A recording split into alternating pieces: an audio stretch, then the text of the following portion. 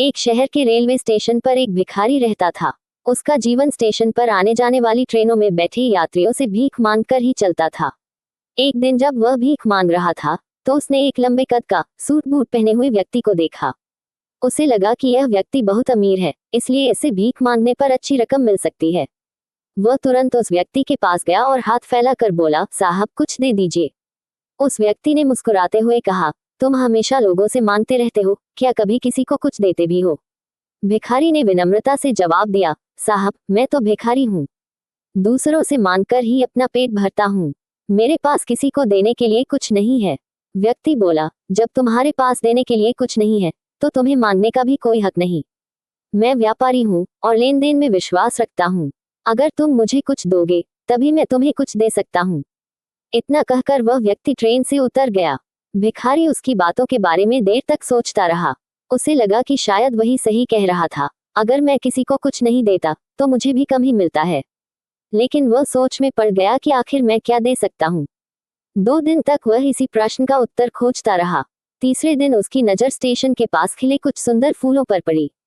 उसने सोचा, क्यों ना मैं जो लोग मुझे भीख देते हैं उन्हें इन फूलों में से कुछ दे दिया करूं। उसे यह विचार बहुत अच्छा लगा। उसने कुछ फूल तोड़े और ट्रेन में भीख मांगने चला गया। अब जब कोई उसे भीख देता तो वह बदले में मुस्कुराकर उसे 1-2 फूल दे देता। लोग उसके इस व्यवहार से बहुत खुश होते और वे भीख भी अधिक देते। धीरे धीरे स्टेशन पर उसकी पहचान फूलों वाला भिखारी के रूप में होने लगी। कुछ ही दिनों में उसने महसूस किया कि अब उसे पहले से कहीं ज्यादा भीख मिलती है। जब तक उसके पास फूल होते तब तक लोग उसे खुले दिल से देते। एक दिन वही लंबा व्यक्ति फिर से उसी ट्रेन में सफर कर रहा था।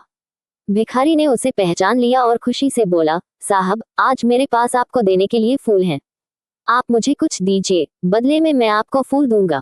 व्यापारी ने मुस्कुराते हुए उसे पैसे दिए और बदले में फूल लेकर बोला, वाह, अब तुम भी व्यापारी बन गए हो। ये सुनकर भिखारी के मन में एक नई रोशनी जल उठी। उसने मन ही मन कहा, हाँ मैं भिखारी नहीं व्यापारी हूँ।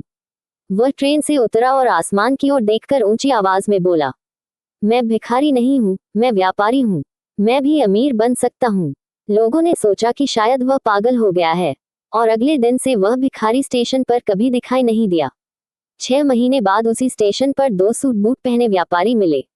एक ने दूसरे को देखकर कहा, क्या आपने मुझे पहचाना? दूसरे ने कहा, नहीं, शायद हम पहली बार मिल रहे हैं। पहले व्यक्ति ने मुस्कुराते हुए कहा, नहीं, हम तीसरी बार मिल रहे हैं। दूसरा व्यक्ति हैरान होकर बोला, तीसरी बार? पहली 2 बार कब? पहला व्यक्ति बोला, पहली बार जब आपसे मैंने भीख मांगी थी और आपने कहा था कि देने के बिना लेने का हक नहीं। दूसरी बार आपने मुझसे फूल खरीदे थे और आज तीसरी बार हम दोनों व्यापारी के रूप में मिल रहे हैं। अब दूसरा व्यक्ति मुस्कुरा उठा, ओह, अब याद आया, तुम वही भिखारी हो। पहला व्यक्ति बोला, हाँ वही भिखारी, लेकिन अब मैं फूलों का बड़ा व्यापारी हूँ। मैंने लोगों को फूल देना शुरू किया और फिर समझ गया कि लोग मुझे भीख नहीं दे रहे थे बल्कि मेरे फूल खरीद रहे थे। मैंने उन पैसों से और फूल खरीदे और व्यापार शुरू किया। आज मैं फूलों का बड़ा कारोबारी हूँ।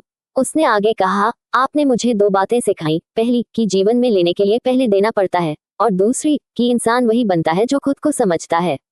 जब तक मैं खुद को भिखारी समझता रहा मैं भिखारी था, लेकिन जब मैंने खुद को व्यापारी माना तब मैं वास्तव में व्यापारी बन गया।